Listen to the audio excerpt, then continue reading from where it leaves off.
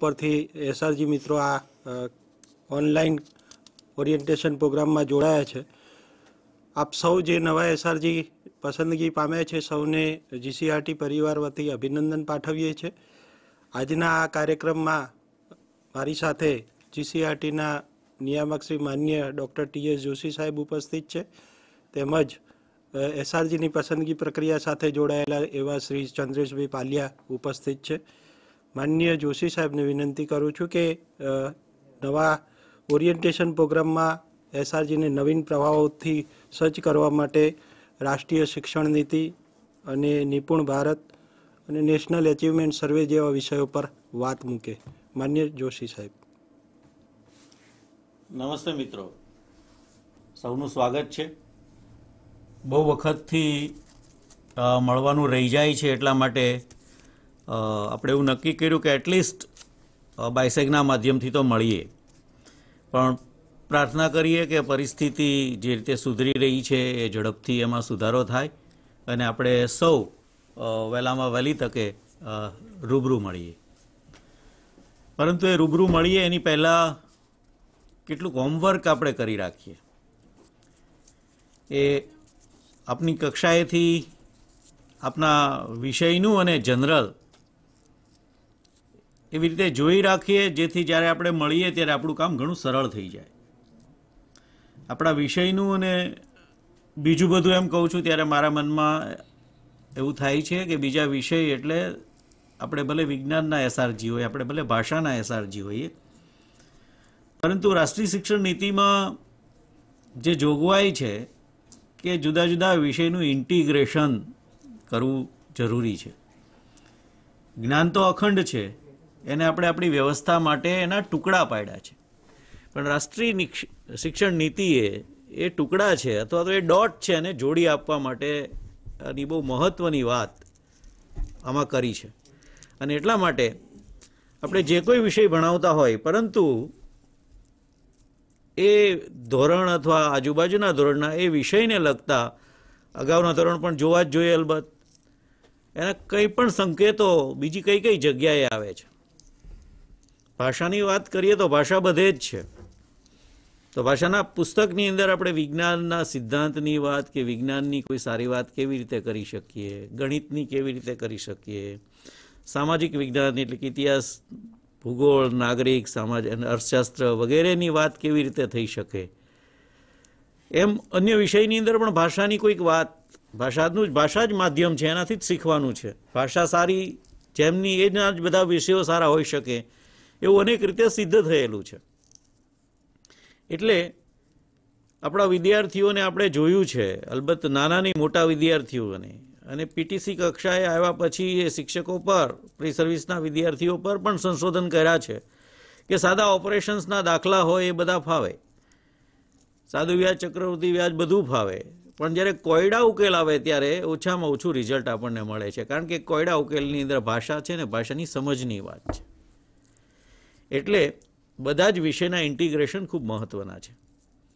તો હવે જ્યારે આપણે મળીએ ત્યારે આપ સૌ પાસે શું અપેક્ષા છે એની વાત આપણે કરવાની છે. ત્યાં સુધીનું આપણું હોમવર્ક છે. હોમવર્ક એવા પ્રકારનું છે કે રાષ્ટ્રીય શિક્ષણ નીતિથી પણ થોડા આપણે આગળ જવું છે.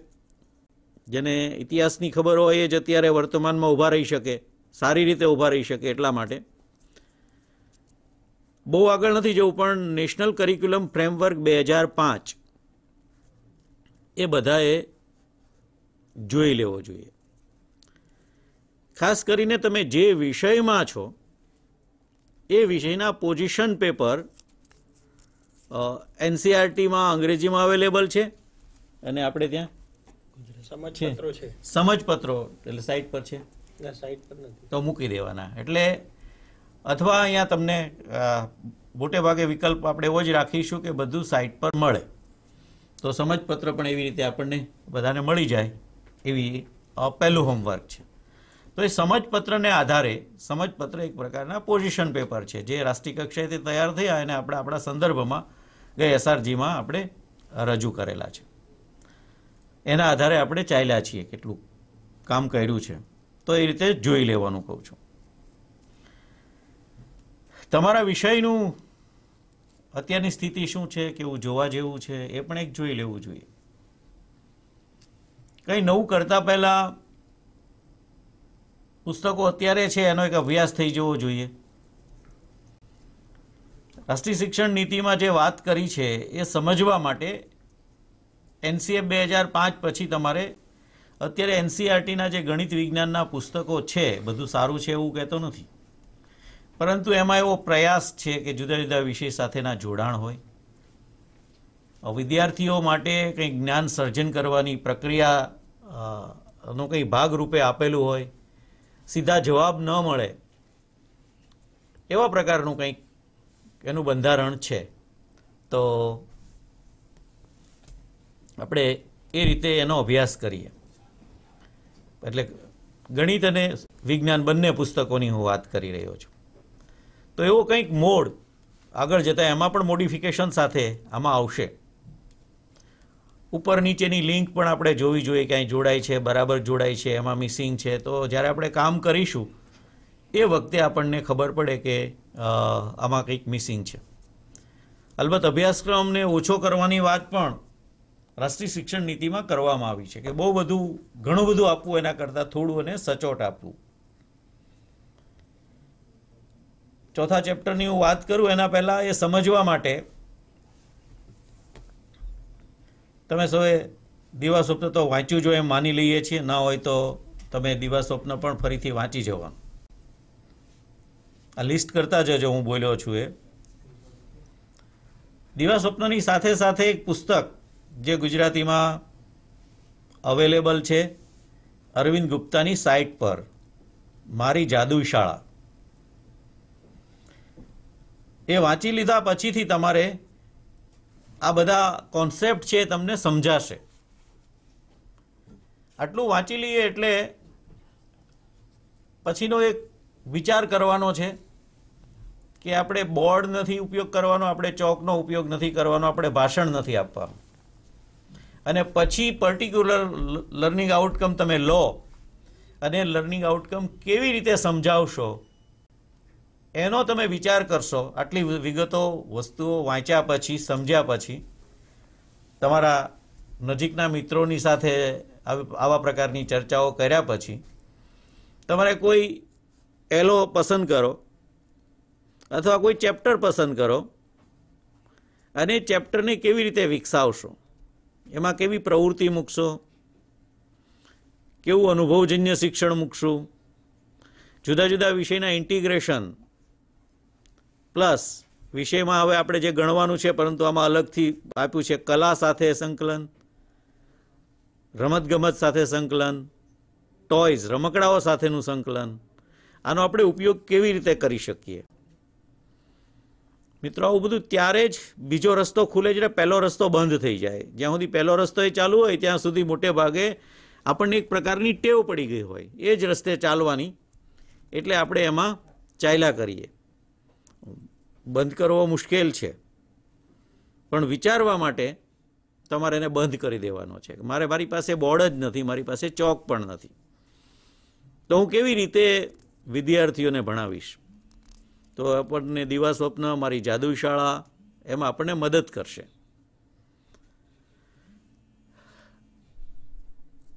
દરેકે ઓક્ટોબર 2020નો જીવન શિક્ષણનો જે વિશેષાંક છે, શાળા શિક્ષણ વિશેષાંક, રાષ્ટ્રીય શિક્ષણ નીતિ 2020, એ વાંચીને જ આવવાનું થાય તો જ આપણને ખબર પડશે.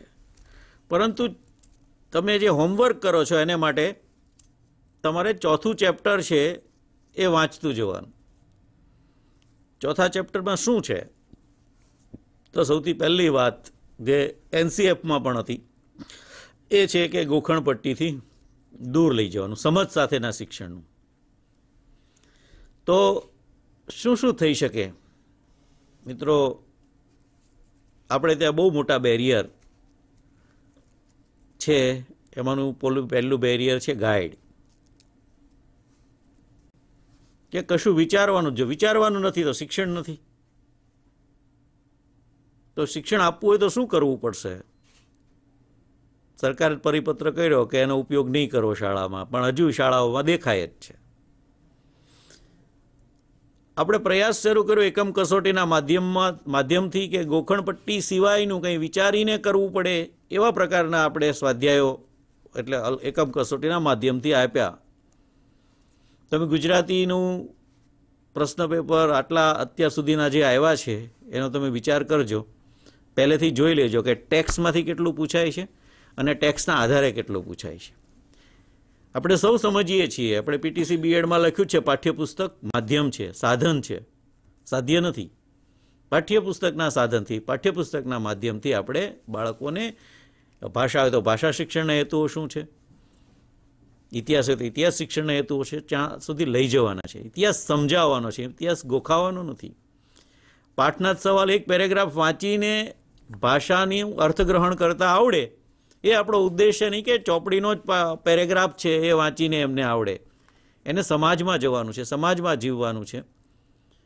તો થયેલી વાતચીત કે આપેલી માહિતીને આધારે અત્યારે તમે જોશો કે મોટાભાગની ઓફિસોમાં ફોર્મ ભરે છે કોણ? મોટાભાગના લોકો ફોર્મ પણ ભરી શકતા નથી. સીધું સાદી રીત. કારણ કે આપણે એને શાળા શિક્ષણ દરમિયાન બહુ પાંગળા બનાવી દઈએ છીએ. એક ગાઈડ અને બીજું રેડીમેડ. મથવા દેવાતું જ નથી. મથવું એનું નામ શિક્ષણ છે. ભાઈ દુનિયાના અનેક દેશોમાં મા બાપને બાળકોને હોમવર્કમાં મદદ કરવાની પણ મનાઈ હોય છે. શું કામ? તો કે જાતે મથે. અહીંયા બધું જ રેડીમેડ આપી દઈએ છીએ. તો આપણે વિચારવાનું છે કેટલું મોટું પાપ કરી રહ્યા છીએ. દુનિયાના દેશના લોકો, વિદ્યાર્થીઓ, નાગરિકો ખૂબ આગળ વધી જશે ને ત્યારે આપણા વિદ્યાર્થીઓ છે એનું મગજ માત્ર ને માત્ર ગોખવામાં, પાકું કરવામાં છે. પરીક્ષા પછી ભૂલી જવાનું હશે.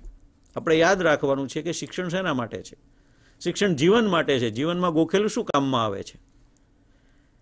એક ઉદાહરણ તરત યાદ આવે કે ઘડિયાળ. તો દરેક ઉપયોગ કરવા માટે રેડી રેકનર છે. જે વસ્તુનો ઉપયોગ કાયમ થાય એ ગોખવું પડતું પણ નથી. એનો ઉપયોગ થાય છે એટલા માટે કેલ્ક્યુલેટરને બદલે મગજ કરે છે. એ ગોખવાની વાત નથી. અહીંયા તો એક એક સવાલ, એનો જવાબ, એનો ક્રમ સમજને બદલે ગોખણવાનું. સ્મૃતિ માપવા માટેની ટેસ્ટ નથી. કારણ કે કેટલાક યાદશક્તિ કહે છે. મનોવિજ્ઞાનમાં એને શક્તિ કીધી નથી, એને પ્રક્રિયા કીધી છે. એટલે યાદશક્તિ હું કહેતો નથી. તો આવું ઘોર પાપ ઓલરેડી અત્યારે કરી રહ્યા છીએ. એમાંથી બહાર કેમ નીકળવાનું થાય? સરસ પ્રયોગો આપણે ભૂતકાળથી કરતા આવ્યા છીએ. આજ સુધી ઘણા પ્રયત્નો થયા છે. પરંતુ એને શું કહેવાય, શૂન્ય કરી દેવામાં આપણે બહુ માહિર છીએ. બહુ સાદો પાઠ ગામનો ઇતિહાસ મૂકેલો હતો તો એમાં પણ ગાઈડમાં જોઈને વિદ્યાર્થીઓને જવાબ લખાવે ને શિક્ષક ટીક કરે મારા ગામનું નામ રાજ સીતાપુર છે. હવે તમે તો ગામમાં છો સીતાપુરમાં, તો સીતાપુર ને મીતાપુર હોય તો મીતાપુર લખો ને. એટલું બધું એટલા આધારિત કરી દીધા છે ને આપણે બધા અક્કલ નેવે મૂકી દીધી છે. ગામના વૃદ્ધ માણસનું નામ શું? તો એને શોધવાનું છે, મથવાનું છે, સર્જન કરવાનું છે, માહિતી ક્યાંથી મેળવવાની એ શીખવવાનું છે. દરેક વખતે આપણે કહેવાના નથી તો માહિતી ક્યાંથી મેળવશે, જ્ઞાનનું સર્જન ક્યાંથી કરશે? એવી એક્સરસાઇઝ શું હોઈ શકે? મારો સવાલ એ છે કે એક્સરસાઇઝ તો બનાવી હતી તો પણ શાળાઓમાં એવું થયું કે વિદ્યાર્થીઓને એ પણ રેડીમેડ મળી જાય, ગાઈડમાંથી જોઈને જવાબ લખી દે. જો મિત્રો આને જ શિક્ષણ આપણે માનતા રહીશું તો આપણે કશું જ કરવાનું રહેતું નથી. આપણે હાથ જોડીને આમાંથી નીકળી જવું જોઈએ સિસ્ટમમાંથી. તો એને બદલે શું કરવું જોઈએ? તો રાષ્ટ્રીય શિક્ષણ નીતિ કહે છે, પરંતુ ફરીથી ગાઈડ અને યુટ્યુબના જવાબો, એકમ કસોટીના, આને શિક્ષણ કહીશું? બાળકને શું કરવાનું છે? શેની સાથે જોડી રહ્યા છીએ? એક નાનકડા ગોલ એચીવ કરવા માટે બહુ મોટા ગોલની આહુતિ આપી રહ્યા છીએ. તો સૌને વિનંતી છે કે સાચી સમજ બને. એટલીસ્ટ અત્યારે આપણે બેઠા છીએ એટલા લોકોની, અને આ સમજને વિકસાવવાનું કામ છે આપણે આ માધ્યમથી કરવાનું છે. તો અભ્યાસક્રમનું માળખું જે છે એ ખાલી વ્યવસ્થાનું માળખું નથી. એ માળખું છે વયગ્રુપ પ્રમાણે. દરેક જુદી જુદી ઉંમરના લોકોને એની જે શીખવાની પદ્ધતિ છે, શીખવાની જે રીત છે, એ રીતને આધારે આપણે એની પેડાગોજી પસંદ કરવાની છે. એટલે 5+3+3+4 એમ જ્યારે આપણે કહીએ છીએ ત્યારે નાનકડું શિશુ પણ છે અને છેલ્લું 4 છે એમાં તરુણો પણ છે. આપણે બધા જ મનોવિજ્ઞાનમાં શીખી ગયા છીએ કે દરેક ઉંમરના લક્ષણો જુદા જુદા હોય છે. એટલા માટે આપણા સાહિત્યમાં પણ એવું હોય છે, બાલ સાહિત્ય, કિશોર સાહિત્ય. જે કિશોર હોય છે એને કંઈક સાહસ કરવા મથતો હોય છે, કંઈ બહાદુરી ભરા કામ એને સોંપો, કંઈ ચેલેન્જ હોય એવા કામ સોંપો, તે કરવા માટે એમને ગમે. તો એ જે ગમે એવો વિષય છે એ વખતે ત્યારે પેડાગોજી કેવી હોય એ આપણે વિચારવાનું છે. તો દરેક ઉંમરનો 5+3+3+4 અને આ ઉંમરને આપણે જોવાની છે.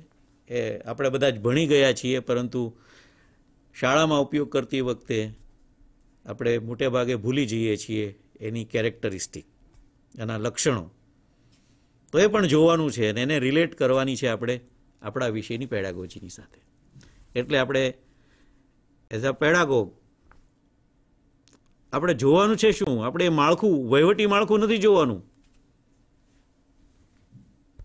તંત્રમાં બેઠેલા એટલે પ્રાથમિક શિક્ષણ નિયામક હોય તો એમને જોવાનું છે 5+3+3+4, કે માધ્યમિક શિક્ષણ બોર્ડે જોવાનું છે. પણ અહીંયા આપણે બેઠા છીએ, આપણો રોલ શું છે? તો કે પહેલા 5 વર્ષ, 3 થી 8 વર્ષનું બાળક છે કેવી રીતે શીખે છે, બીજા 3 વર્ષ એટલે 9, 10, 11 વર્ષનું કેવી રીતે શીખે છે, જે કિશોર થવા જઈ રહ્યું છે, 12, 13, 14નું કેવી રીતે શીખે છે, અને ઓલરેડી પછીથી તો એટલે પ્રી એડોલેસન્સ પીરિયડ ને એડોલેસન્સ પીરિયડ શરૂ થઈ જાય છે. બંનેની કેરેક્ટરિસ્ટિકમાં માઇનોર તફાવત છે. તો આ ઉંમરના બાળકોને શીખવવા માટે એને શું ગમશે, પહેલાં તો એને શું નથી ગમતું ને શું ગમે, એ બંનેની વસ્તુઓ છે. એ વખતની કેટલીક વૃત્તિઓનું ઉદ્દીકરણ કરવાની રીત પણ સાયકોલોજી આપણને આપી છે. સહશિક્ષણ એનું એક માધ્યમ છે. તો એ સ્વસ્થ રીતે એકબીજાને કેવી રીતે સમજી શકે, જોઈ શકે, પ્રવૃત્તિ કરી શકે અને સ્વસ્થ સમાજનું નિર્માણ કરી શકે. બંનેને છૂટા પાડી દેવા એનો ઉકેલ નથી. તો આપણે ઘણું બધું શૈક્ષણિક રીતે એ રીતે જોવાનું છે. તો જૂનું ને જાણીતું દિવા સ્વપ્ન હોય કે કોઈ પણ કરિક્યુલમ ફ્રેમવર્ક હોય, એમાં પ્રવૃત્તિનું મહત્વ આપેલું છે. આપણે ત્યાં પ્રવૃત્તિઓ કરાવવામાં આવે છે, પણ પ્રવૃત્તિના અંતે જે થવું જોઈએ એ થતું નથી. તો હવે પછી જે આપણે કરીએ, જે સાહિત્યનું નિર્માણ કરીએ, જે વ્યવસ્થા વિચારીએ, એમાં પ્રવૃત્તિના અંતે એવું રિફ્લેક્શન કેવા પ્રકારનું કરવાનું છે એ પણ આપવું જ જોઈશે એવું લાગી રહ્યું છે. એના પર છોડી દેવા એવું લાગતું નથી. કોઈ એક રમત રમાડ્યા પછી એ રમતને આપણે આપણા અભ્યાસક્રમની સાથે કનેક્ટ ના કરી શકીએ તો પ્રવૃત્તિ એળે ગઈ છે. પ્રવૃત્તિ મૂકવા ખાતર પ્રવૃત્તિ મૂકી છે, એમાં કંઈ ચેલેન્જ જ ના હોય તો બાળકોને રસ પડવાનો નથી. એટલે પ્રવૃત્તિનું પહેલું લક્ષણ જ એ છે કે એમાં પડકાર હોવો જોઈએ. બીજી વાત એ છે કે આટલી બધી મહેનત કરીએ પછી એને આપણા લર્નિંગ આઉટકમ સુધી પ્રશ્નો પૂછીને, જેને આપણે રિફ્લેક્શન સેશન કહીશું, રિફ્લેક્શન નહીં કરાવીએ તો એ લર્નિંગમાં કન્વર્ટ થતું નથી. એટલે તમે કોઈ પ્રવાસમાં લઈ જાઓ છો, પ્રવાસના આયોજનમાં એ જોડાતા નથી, પ્રવાસ કરે છે, પ્રવાસમાં આવ્યા પછી પૂરો, તો એનો ફાયદો સીધો લર્નિંગ આઉટકમને મળતો નથી. પ્રવાસ કરવાની મજા જ આવે, એટલે પ્રવૃત્તિ કરવાની મજા જ આવે, પણ એનો ફાયદો આપણે જે લેવાનો છે એ લેવાનો છે. સૌથી પહેલો જ વિચાર કરીએ તો ભાષા. એ અહેવાલ લખે, એના મિત્રોને પત્ર લખે, એને શું ગમ્યું, શું નહીં ગમ્યું, શું કામ ગમ્યું, શું કામ નહીં ગમ્યું. હું શું કામ એટલા માટે ઉમેરી રહ્યો છું કે રાષ્ટ્રીય શિક્ષણ નીતિમાં ક્રિટિકલ થિંકિંગ ઉપર બહુ જ ભાર મૂકવામાં આવ્યો છે. ગોખણપટ્ટીના વિરુદ્ધની અંદર નવો આપણે વિચારવાનું છે એ છે કે આપણે બાળકોનું ક્રિટિકલ થિંકિંગ વિચારવાતા કરવા માટે ઘણી એક્સરસાઇઝ કરવી પડશે. એને માટે ગોખણિયા હશે તો કશું જ નહીં વિચારી શકે. શું કામ આમ કરીએ છીએ, પ્રાર્થના શું કામ સવારમાં કરીએ છીએ, ત્યાંથી જ જો પ્રશ્ન નહીં થાય तो आगे से चलती आती है આપણે અનુયાયીઓ પેદા કરી શકશું, લીડર નહીં. આપણે સારા વિચારકો નહીં પેદા કરી શકીએ, કારણ કે આપણે વિચારતા કર્યા જ નથી. વિચારતા બંધ કરવાનું પાપ આપણે સૌ વરી રહ્યા છીએ. તો એવા તબક્કે એ ભાષા સાથે જોડાય, પ્રવાસ છે, કઈ કઈ રીતે જોડી શકાય એ આપણે એક્સરસાઇઝ કરશું. તમે પણ વિચારજો. ગણિત સાથે કેવી રીતે જોડાય? માત્ર હિસાબ અને હિસાબ સિવાય ઘણું બધું, કિલોમીટર એટલે એના અંતર, એવા કયા કયા એકમો આપણે જોડી શકીએ કે જે ગણિતની સાથે જોડાયેલા હોય. પ્રવાસમાં જનાર વિદ્યાર્થીઓના વય જૂથ, એની સરાસરી, તમે વિચારશો તો અનેક રીત ખુલશે. બીજું, ઇતિહાસ, સ્થળનો ઇતિહાસ, ભૂગોળ. અહીંથી શામળાજી જાય એટલે રસ્તામાં પટ્ટો આવે જ કે અહીંથી કર્કવૃત પસાર થાય છે. તો કઈ કઈ રીતે જોડી શકીએ? સ્થાપત્ય, કલા, નાગરિક જીવન, સંસ્કૃતિ. એક નવી વાત સરસ મૂકી છે કે ઇન્ડિયન નોલેજ સિસ્ટમ, ભારતીય જ્ઞાન, એનું પણ સંવર્ધન કરવું છે. ભારતીય જ્ઞાન શું છે? તો કે આપણે જેને તળપદું જ્ઞાન કહીએ છીએ, ઇન્ડિજિનિયસ નોલેજ કહીએ છીએ, એને પણ જોડાવાનું છે. જેણે આજ સુધી ફાળો આપ્યો છે ને જેના પાયા ઉપર જ શાસ્ત્રો રચાયા છે. તમને સમય હોય તો એક વધુ પુસ્તકને હું ભલામણ કરીશ, જે નેટ પર અવેલેબલ છે, સેવાગ્રામથી શોધગ્રામ. પદ્મશ્રી અભય બંગ એમણે જે પ્રયોગો કર્યા સ્થાનિક કલ્ચરને ઓળખીને, ન તો ઓળખ્યા ત્યાં સુધી શું મુશ્કેલી છે એ પણ એમાં આપણને શીખવા મળશે. અને પછી કલ્ચરને ઓળખીને એનો ઉપયોગ કેવો તળપદા જ્ઞાનમાં, મેડિકલ સાયન્સમાં એમણે કર્યો છે, એની વિગતો પણ એમાં છે. કે જે જ્ઞાન અત્યારે પ્રવર્તે છે, જેને આપણે દેશી ગણીને કરતા નથી. આજે ગુજરાતમાં એવા અનેક વૈદ્યો છે કે જે માત્ર તમારી અમુક પ્રકારની નસ દબાવીને તમને ચાલતા કરી શકે, ગોઠણ ના વળતો વાળી શકે, કમરનો દુખાવો દૂર કરી શકે. તો એમાં કંઈક સાયન્સ છે. એમાં હું અંધશ્રદ્ધાની વાત કરતો નથી. જેને એમાં સાયન્સ છે એ નોલેજ છે, એનો સ્વીકાર. તો ભારતીયતાનો સ્વીકારની જ્યારે વાત છે, જે વિઝડમ પડ્યું છે સદીઓથી, એને કેવી રીતે જોડી શકાય? તો પહેલી વાત આપણી છે કે આપણે કોઈ એક એકમ પસંદ કરીને એમાં પ્રવૃત્તિ મૂકશું. એ પ્રવૃત્તિને લર્નિંગમાં કન્વર્ટ કેવી રીતે કરવી માટે રિફ્લેક્શન સેશન અવશ્ય હશે. બીજી બહુ મોટી વાત એ છે કે અનુભવજન્ય શિક્ષણ, એક્સપિરિયન્શિયલ લર્નિંગ. એક્સપિરિયન્શિયલ લર્નિંગની વાત કરીએ છીએ ત્યારે કાંઈ સાવ અજાણ્યો વિષય આપણે માટે નથી, અને છતાંય આપણે એનો ઉપયોગ કરતા નથી, એ હકીકત છે. આપણે કહીએ ત્યારે આમાં અપવાદ બધી જ જગ્યાએ છે, અને આવા ઉદાહરણો છે તો જ એ નીતિમાં આવ્યા છે. એમાંથી ઘણા બધા ઉદાહરણો ગુજરાતના છે જ. એટલે મારી વાતમાં આપણે કહીએ ત્યારે હું તમે નથી કહેતો, હું તમારી સાથે જ છું. ભૂલો કરવામાં સાથે છું. આપણી આજુબાજુમાં થાય છે, આપણે સૌ એના જવાબદાર છીએ. તો એક્સપિરિયન્શિયલ લર્નિંગ છે એ બાળકને કેવી રીતે કરાવવું જોઈએ એનું શ્રેષ્ઠ ઉદાહરણ મારી જાદુ શાળામાં બહુ બધા કાર્યક્રમો આપ્યા છે. હું ગણિત કેમ શીખ્યો, હું રસોઈ ઘરમાંથી શું શીખ્યો. તો તમારે તમારા એકમને તમે જે પસંદ કરો છો એ વિષયને કેવી રીતે અનુભવજન્ય શિક્ષણ આપી શકાય એ આપણે વિચારવાનું છે. આપણી પાસે નવી વ્યવસ્થામાં હશે 10 દિવસનું બાળકને એવું એક્સપોઝર જે સ્કિલ તરફ લઈ જાય. Pre vocational skills. આપણે કોઈ વોકેશનલ એજ્યુકેશન ડાયરેક્ટ કોઈ વિષય તરીકે ભણાવવાના નથી, પરંતુ દરેક વિષયમાંથી આપણે એની સ્કિલ, વોકેશનલ સ્કિલ પણ આપણે શોધવાની છે. તો એના માટે 10 દિવસ આપ્યા છે આપણને. તો આપણે 10 દિવસમાં એવા કયા કયા અનુભવો કરાવીશું? આ વર્ગખંડમાં અનુભવ કરાવવાની તો છૂટ છે જ, એટલે વર્ગખંડ કહું છું ત્યારે પ્રક્રિયા દરમિયાન. પણ 10 દિવસ બીજા પણ એક્સ્ટ્રા આપણને આપ્યા છે કે જેમાં તો ખરેખર શિક્ષકે એમને ક્યાંક ખેતરમાં લઈ જ જવો પડશે, એને કુંભારને ત્યાં ચાકડા પર બનતી વસ્તુઓ બતાવવી જ પડશે, આખી પ્રક્રિયા કેવી છે, એને ક્યાં ક્યાં તમે જોડી શકો છો ગણિત સાથે, વિજ્ઞાન સાથે. મેં એક દરિયા કિનારે સરસ મજાના ઝાડ નાખેલી હોય ને એક સાથે 50-60 લોકો ખેંચતા હોય દોરડું ને એની સાથે ગીત ગાઈને છેલ્લે હિસ્સો જેવું કંઈ બોલે, એવું સાંભળ્યું છે, ભાષા નહોતો સમજો. પણ એની પાસે સાયન્ટિફિક જ્યારે ગીત પૂરું થાય ત્યારે જ હિસ્સો બોલીને બધા એક સાથે બોલ કરે. પણ કામ એનો લર્નિંગ આઉટકમ શું હતો?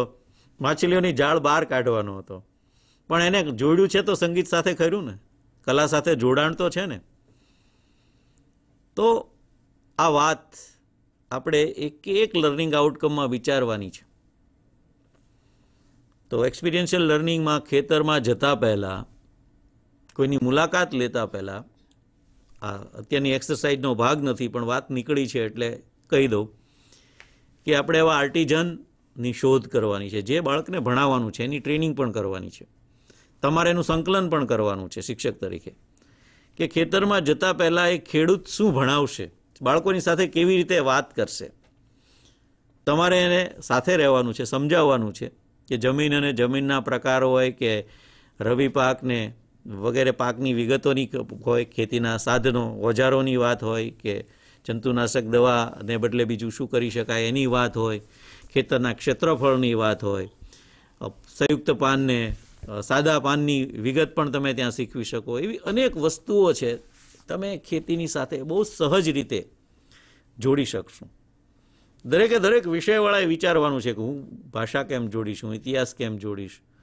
ઘઉં છે એ ભારતમાં થતા નહોતા એમ કહે છે તો ક્યાંથી આવ્યા, કેટલા વર્ષો પહેલાં આવ્યા, શું સુધારો થયો, પહેલાં કેવું ઉત્પાદન થતું હતું, હવે ઉત્પાદન શું કામ વધ્યું છે, એને માટે શું કરવું જોઈએ. આપણે ત્યાં બહુ સાદું સહજ ઉદાહરણ છે લોકવન ઘઉં. લોકવન ઘઉં જેના પરથી નામ એનું પડ્યું, એ જાતનું, એ જાતની શોધ છે એ લોકભારતી સણોસરાની છે. તો એ ત્યાં શું કરે છે, સંશોધન આધારિત ત્યાંના તમામ વિદ્યાર્થીઓ છોડનું નિરીક્ષણ કરે છે, નોંધે છે, કંઈક આપે છે.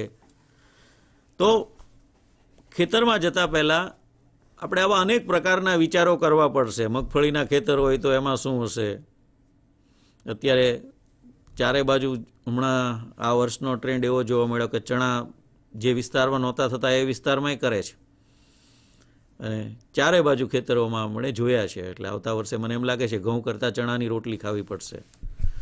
ઓબ્ઝર્વેશન. તો શું કામ એ વાવે છે? ગણિતવાળાએ ગણિત વિચારવાનું છે. કૂવો ને દોરીઓ ને પાઇપ ને જે આવ્યું હોય તે, ટૂંકમાં જૂની વાત નવી વાત કરીને એને અર્થશાસ્ત્ર સાથે શું સંબંધ છે, એ કેવી પ્રક્રિયા કરે છે, આ બધાની સાથે આપણા વિષયો જોડતા જઈએ. તો ઉદાહરણ આપું છું એક માત્ર, અત્યારે બધા માટે સુલભ છે એવું ખેતરનું. એવા તમારે બધા જ વિચારો કે તમે સુથારને ત્યાં લઈ જવાના છો, એને કામ કરતો બતાવવાનો છે, એના ઓજારો બતાવવાનો છે, એ વાત કરવાના છે. તો એમાં પણ આપણે દરેક વિષય વિચારવાનું છે. તો આ રીતે પ્રવૃત્તિ પછી સૌથી મોટું કામ જે આપણને મારી જાદુઈ શાળા મદદ કરશે, જે આપણને દીવા સ્વપ્ન મદદ કરશે.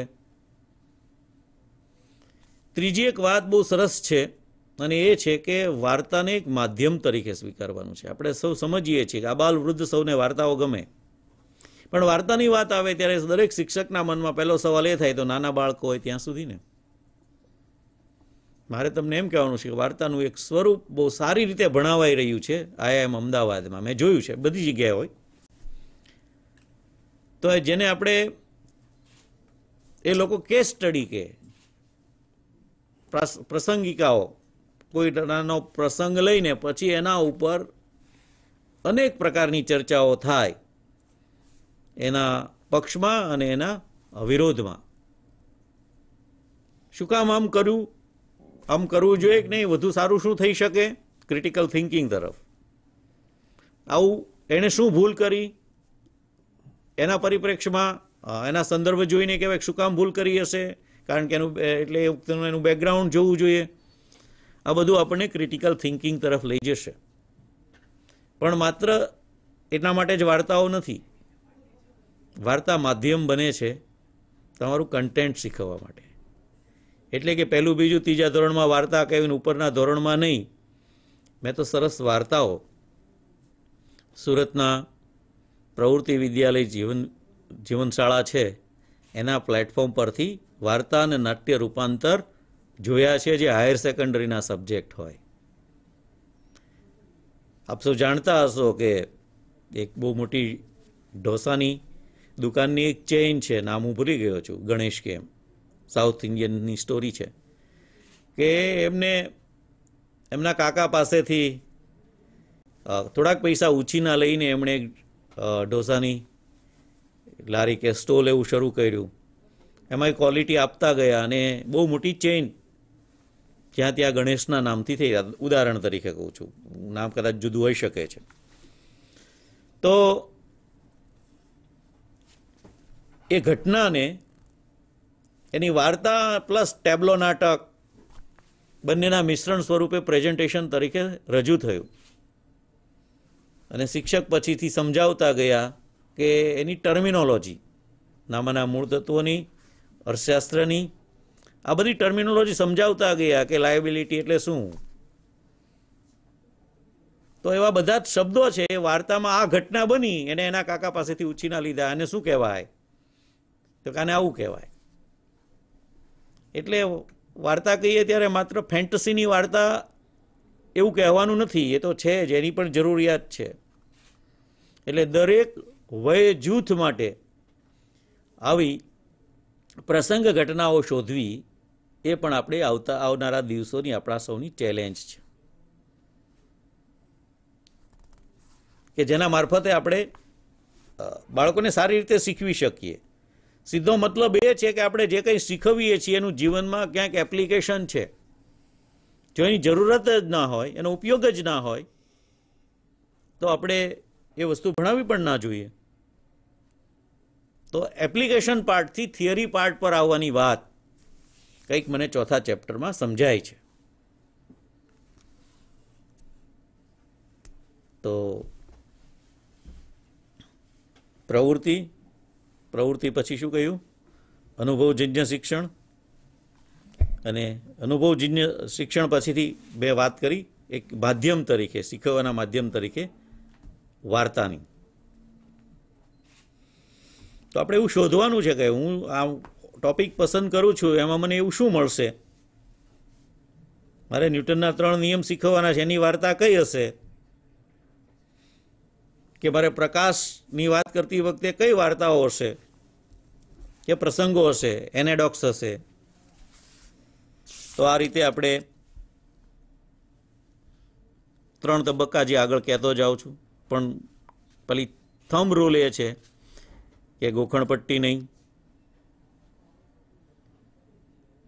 પરંતુ વિચારતા થાય એવું, કોઈ મદદ નહીં, મથવાનું શિક્ષણ હોવું જોઈએ. ત્રીજી વાત, 3 વાત થઈ ગઈ, એટલે ચોથી વાત વાર્તા ઉપરાંતની, કે બીજા કયા કયા વિષય સાથે હું આ મારા ટોપિકને જોડી શકું છું.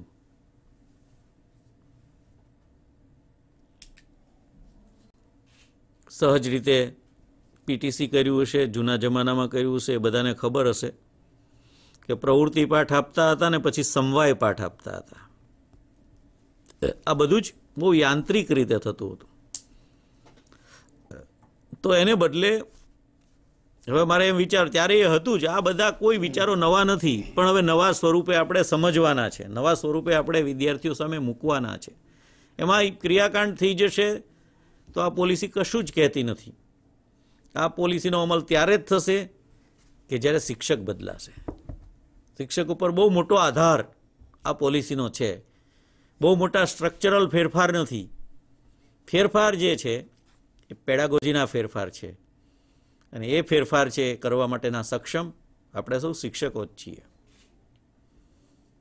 તો જુદા જુદા વિષયોના ઇન્ટિગ્રેશનની સાથે સાથે ખાસ કરીને 3 વિષયના ઇન્ટિગ્રેશન ફરીથી જોવાના છે. આપણે જેને સાક્ષરી ને બિનસાક્ષરી કહીએ છીએ એનું તો એણે ના કરી દીધી. બધા જ વિષયનું મહત્વ છે સરખું છે. તો બીજા 3 ખાસ નોંધવાના વિશેષમાં, એટલે કે 5મી વાત જે છે એમાં આવશે સ્પોર્ટ્સ ઇન્ટિગ્રેશન. રમત સાથે કેવી રીતે જોડી શકીએ. મને તો જ્યારે જ્યારે મેચ જોઉં ત્યારે મને એવું સરસ મજાનું ગણિત સમજાય અને એમ થાય કે કેટલો બધો સ્કોપ છે. આપણે કેમ ક્રિકેટ મેચને એક પ્રવૃત્તિ તરીકે લેતા નથી? તમારે ગ્રાફ ને લંબાઈ ને ઊંચાઈ ને કેટલી બધી વિગતો છે અત્યારે જે તમે મેચ જુઓ છો એમાં એનું જે એનાલિસિસ આવે છે. બાળકને સરાસરીને ગ્રાફ શીખવવા માટે કેટલી સહેલી રીત છે. તમે એક એક ઓવરનું વિશ્લેષણ કરીને બાળકોને શીખવી શકો છો. દરેક બાળકને રસ પડે છે મોટે ભાગે ક્રિકેટમાં. માધ્યમ છે, ક્રિકેટમાં ના પડતો બીજામાં જ્યાં કરો ત્યાં આવી આપણને આપણી પાસે એવી વ્યવસ્થા છે ઓલરેડી. જે રમતો છે એને આપણે જોડવાની છે. અત્યાર સુધી 2 ડોટને આપણે અલગ સમજીએ છીએ કે એને બદલે ડોટ જોડાઈને આવા કેટલાય ડોટ જોડાઈને એક સંપૂર્ણ ચિત્ર એ આપણે બનાવવાનું છે. રમતની સાથે સાથે બીજું છે કલા દ્વારા શિક્ષણ. એ ચિત્ર હોય, એ સંગીત હોય, એ ક્રાફ્ટ હોય. લોકોમાં, લોકજીવનમાં આપણે બધા કલાપ્રિય માણસો છીએ સંસ્કૃતિની દ્રષ્ટિએ. એનો સમન્વય છે એ શિક્ષણમાં કરવાનો છે. નાનપણથી શરૂ કરીને ઘોડિયામાં હોય ત્યારથી સંગીત સંભળાવીએ છીએ. કલા છે એ સહજ છે. આપણા કેટલાય આદિવાસી વિસ્તારોમાં તમે અભ્યાસ કરશો તો દરેક પ્રસંગે જુદા જુદા પ્રકારના ચિત્રો દોરવામાં આવે. તો કલા જીવન સાથે સંકળાયેલી છે, વણાયેલી છે. એને એવી રીતે ન શીખીએ કે કલા પ્રત્યે નફરત થઈ જાય બાળકોને. અને બધાને બધું જ આવડે એવો કોન્સેપ્ટ પણ નથી. એટલા માટે અહીંયા બહુ આયામી પ્રયાસો કર્યા છે. તો એ ચિત્રકલા હોય કે સંગીત કલા હોય કે ક્રાફ્ટ હોય, આ બધી જ કલાઓ છે એને હું દરેકે એમ વિચારવાનું છે કે હું મારા લર્નિંગ આઉટકમમાં કેવી રીતે જોડી શકું. એટલે 5મું સ્પોર્ટ, 6ઠી કલા અને નવો વિષય જે આપણને આપ્યો છે એ છે રમકડાનો વિષય. બાળકો સર્જન કરતા જ હોય છે, પરંતુ અત્યારે જે રીતે બાળકો મોટા થઈ રહ્યા છે એમાં અમુક પ્રકારની ક્રિએટિવિટી ખતમ થઈ રહી હોય દેખાતું હોય છે. અત્યારે બહુ જ ઓછા ગામડામાં વિદ્યાર્થી છે એ પૈડું ફેરવતો હોય, મોઈ દાંડિયા કે ગીલી દંડા જે કહેતા હોય. ગીલી દંડા તો હિન્દી શબ્દ છે, દરેક વિસ્તારમાં એનો પ્રાદેશિક શબ્દ હશે. જે રમતા હોય, વરસાદ પડે પછી કુબલા બનાવતા હોય. આ બધામાં ક્રિએટિવિટી છે ભાઈ, કંઈક ને કંઈક જોડાણ પણ છે. પણ આવા રમકડા બનાવવા અને રમકડા એનો ઉપયોગ કરવો, એમાં માત્ર બનાવવાના ઉપયોગ કરવાની વાત નથી, એમાં બોર્ડ ગેમનો પણ એમણે સમાવેશ કર્યો છે. એટલે આપણી 7મી વાત છે એ આપણે આને કેવી કેવી રમતો સાથે જોડી શકીએ, કે કેવી રમતો કરાવી શકાય. યાદ રાખે કે મૂકવા ખાતર રમતો રમત પણ એક પ્રવૃત્તિ, રમકડા પણ એક પ્રવૃત્તિની જેમ ના થઈ, એને પડકાર હોવો જોઈએ. તમે 8મા ધોરણના બાળકને ચૂસણી મહુવામાં મળે લાકડાની, એ રમકડું નથી, એ બાળકો માટેની પ્રવૃત્તિ છે. તો પડકાર હોવો જોઈએ એ વસ્તુ આપણે યાદ રાખવાનું, જે ટોયઝ પસંદ કરીએ તે. એટલે 7 વાતથી 8મી વાત મારે જે કરવાની છે એ છે કે એનું મૂલ્યાંકન છે એ કેવી રીતે થઈ શકે. જેમ પહેલાની અંદર આપણે નિયમ બનાવ્યો કે આપણે બોર્ડ ચોકનો ઉપયોગ નથી કરવો અને પછી વિચારવાનું છે, એમ અહીંયા આપણે વિચાર કરવાનો છે. મારે લેખિત સ્વરૂપે એની મૂલ્યાંકન નથી કરવાનું, તો કેવા કેવા સ્વરૂપે હું કરી શકીશ. મારી જાદુશાળા ફરીથી તમને છેલ્લું પાનું કામમાં આવશે કે અભયભંગ એમાં લખે છે કે અમારે ક્યારેક કોઈક જગ્યાએ સમારંભોમાં ભાષણ આપવાનું થતું, કોઈ કાર્યક્રમની તૈયારી કરવાની થતી, કોઈ વક્તૃત્વ સ્પર્ધામાં ભાગ લેવાનો થતો, વગેરે વગેરે. એમાં ઉદાહરણો 2-4 નાનકડા આપ્યા છે, એના આધારે આપણે વિચારવાનું છે કે આમાં બીજું કઈ રીતે ભલું થઈ શકે. આપણે ત્યાં પોર્ટફોલિયો સિસ્ટમથી પરિચિત છીએ, પણ એ દરેકમાં આપણે ક્રિયાકાંડ કરી નાખીએ છીએ. તો એણે કરેલી પ્રવૃત્તિ છે. સતત સર્વગ્રાહી મૂલ્યાંકનમાં આપણે એવા વિધાનો મૂકવાની પણ છૂટ આપી છે તમને કે 2 વિધાનો જાતે ઉમેરો, પણ એ કેવા ક્રિએટિવ છે આપ સૌ જાણો છો. તો કલા સમન્વય, રમતનો સમન્વય અને રમકડાનો સમન્વય એ પણ આપણે એમાં જોડવાનો છે. બહુભાષિતાની વાત કરેલી છે. આપણે વિષયનું અત્યારે આટલું કરીએ, બાકીના ઘણા બધા વિષયો એમાં છે, પણ મળીએ ત્યારે આપણે એની ચર્ચા કરતા રહીશું. તો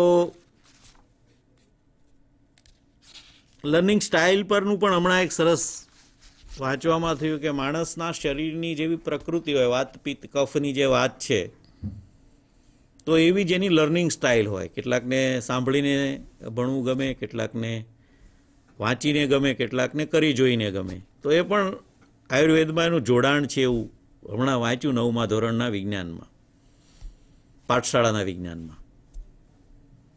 તો આ બધા જોડાણો ઊભા કરવાના છે. બધું છૂટક છૂટક બાળકો જોવે છે, એને બદલે એક સમગ્રતયા જોતો થાય, ગોખવાને બદલે એ થિંકિંગ કરતો થાય. એટલા માટે ગમે શું કામ ગમે, ન ગમે શું કામ ન ગમે.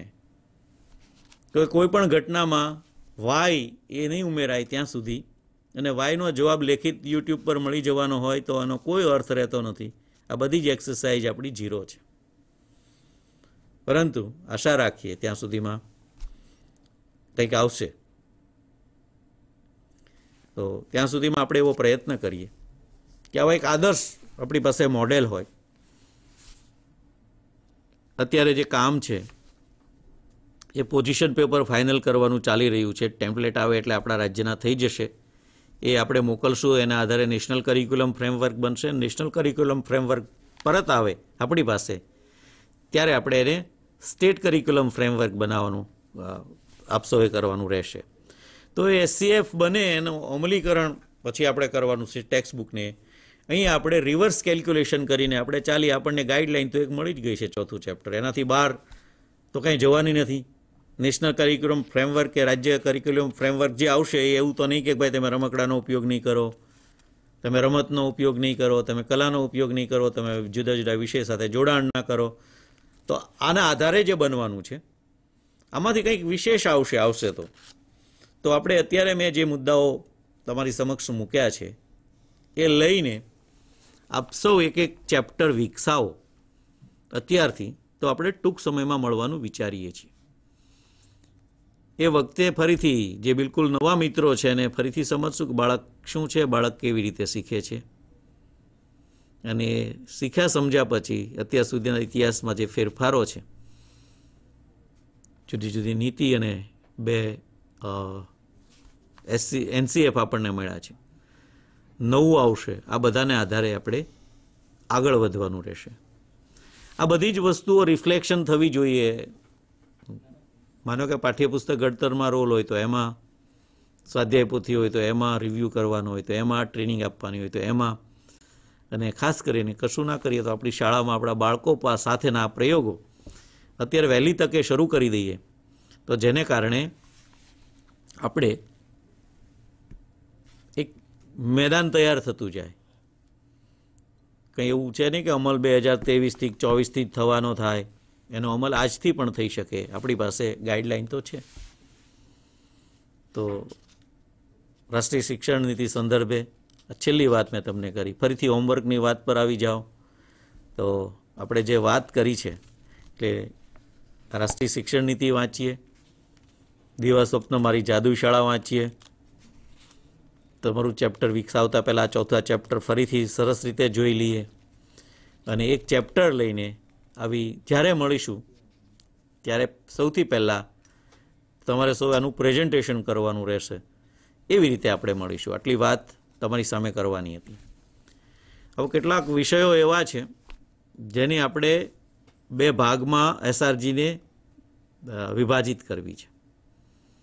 એમાંનો એક ભાગ છે ભાષા, ગણિત અને પર્યાવરણ વિજ્ઞાનમાં, કે 1 થી 3 કે 1 થી 5માં આપણે કામ કરવાનું છે. 1 થી કહું છું ત્યારે એની પહેલાં પણ આપણે એક 0 વિચારવાનું છે. શેપ લઈ રહ્યું છે પણ પાકો શેપ આવશે ત્યારે જ આપણે વાત કરીશું. અને એ છે બાલવાટિકા. બાલવાટિકા છે પૂર્વ પ્રાથમિક શિક્ષણ. તો પહેલાં ધોરણ, પહેલાંનું વર્ષ છે એ કદાચ આપણી શાળામાં છે, અને આપણી શાળામાં છે તો એને શું કરાવી શકાય, એના લર્નિંગ આઉટકમ પણ આવી ગયેલા છે. એમાં આ જ બધી વસ્તુ છે, આ જ પેડાગોજીની વાત છે. તો કેટલાક મિત્રો છે એ સહજ રીતે 1 થી 5માં જોડાય, અને કેટલાક મિત્રો છે ઉપરના ધોરણમાં કામ કરે. પેરેલલ માધ્યમિકના શિક્ષકો માટેનું પણ એસઆરજી જે કાર્યરત નથી થયું પણ ક્યાંક છે એને ફરીથી પુનર્જીવિત કરવાની વાત છે, એ પણ આપણી સાથે જોડાય. તો એક આખી સળંગ લાઈન છે, જ્યાં ગેપ ઊભો રહે છે એ ન થાય એટલા માટે આવું કંઈક વિચારવાનું છે. હવે આપણને સવાલ છે કે રાષ્ટ્રીય શિક્ષણ નીતિનો અમલ ક્યારથી?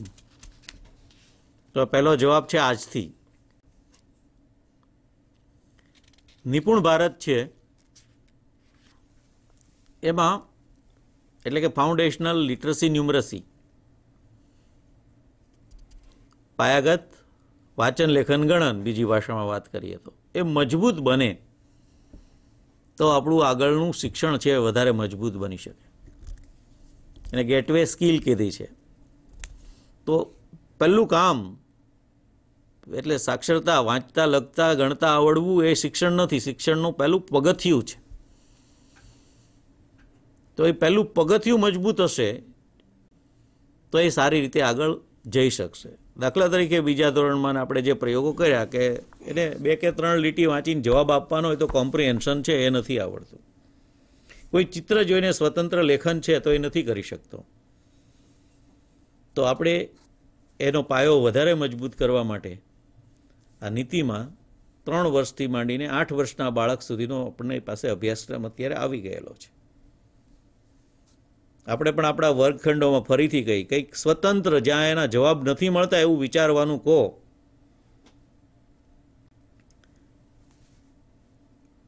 ફરીથી ઉદાહરણ આપું, તમારી સામે આપ્યું છે કે નહીં મને ખબર નથી. બોટાદ જિલ્લાના રાણપુર તાલુકાનું ગામનું નામ હું ભૂલી જાઉં છું, લગભગ હડમતિયા છે. ત્યાંના પહેલા ધોરણના શિક્ષક છે એ સરસ પ્રવૃત્તિ વર્ગખંડની મુલાકાત દરમિયાન કરાવતા. કાયમ કરાવતા હોય તો જ આપણને જોવા મળે, તો જ વિદ્યાર્થીનો કોન્ફિડન્સ ને બધું જોવા મળે. એનું સહજ હતું, અમે કંઈ કહીને ગયા નહોતા. તો પહેલા ધોરણના બાળકો પાસે એ કરાવી રહ્યા હતા કે ચિઠ્ઠી ઉપાડે અને ચિઠ્ઠીમાં જે આવ્યું હોય એના વિશે એમને બોલવાનું.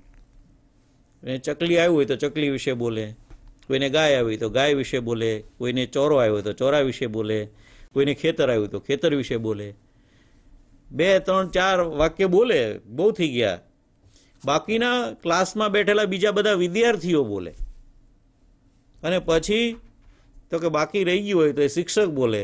અને શિક્ષક એવો જોયફુલી ભણાવતા હતા. દાખલા તરીકે પોપટને ચકલીની આવું જેને ચિઠ્ઠી આવે, મોરને એવી બધી આવે તો પછી બોલે, બધી માહિતી પૂરી થઈ જાય. પછી કે મોરલો બોલાવો, છોકરાઓ કે હા, એટલે સાહેબ છે મોરલાનો ટવકો કરે, ક્લાસના વિદ્યાર્થીઓ કરે. કાંઈ આપણે ચોપડીમાં એવું આપ્યું છે? નથી આપ્યું.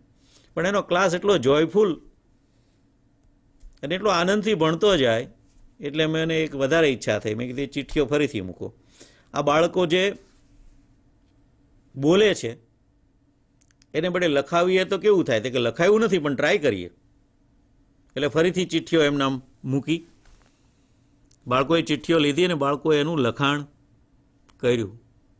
મને ખૂબ જ આનંદ થયો કે ગામડાની શાળામાં પહેલા ધોરણના વિદ્યાર્થીઓ 6-7 લીટી લખી શકતા હતા. મારા મોબાઈલમાં મેં ફોટો પાડ્યો હતો. મારા માટે બહુ આનંદનો દિવસ હતો. એની પહેલાં આણંદની એક સ્કૂલ જોઈ હતી, પણ એનાથી આ સ્કૂલ આગળ મને લાગી. એ શિક્ષકનું કમિટમેન્ટ, એ શિક્ષકે પહેલા ધોરણમાં બાળકોને સ્વતંત્ર વિચારવા માટેની મોકો આપ્યો, તક આપી. આવું કંઈ ગાઈડમાં નથી. તો આ કામ પાયો મજબૂત કરવા માટે આપણે શું કરી શકીએ એની વાત થોડી વાર પછી આપણે હરેશભાઈને વિનંતી કરશું કે નિપુણ ભારતની અંદર શું છે એની થોડી વાત કરે અને આપણે થોડી એ દિશા તરફ વિચારતા જઈએ 1 થી 5માં જેને કામ કરવું છે એવા લોકો માટે આપણે વિકલ્પો લઈશું, પસંદગી લઈશું તમારી પાસે. તો એ રીતે આપણે જોઈશું. ફરીથી આ બધી જ વસ્તુઓ વાંચી જઈએ, વાંચવા કરતાં વિચારી જઈએ અને દરેક પ્રવૃત્તિને આ રીતે હોમવર્કમાં લઈને આપણે વહેલી તકે મળવાનું આયોજન કરી રહ્યા છીએ. આપ સૌનો આભાર. એ જોઈએ એ પહેલાં ફાઉન્ડેશન લિટરસી ન્યુમરસી પર હરેશભાઈની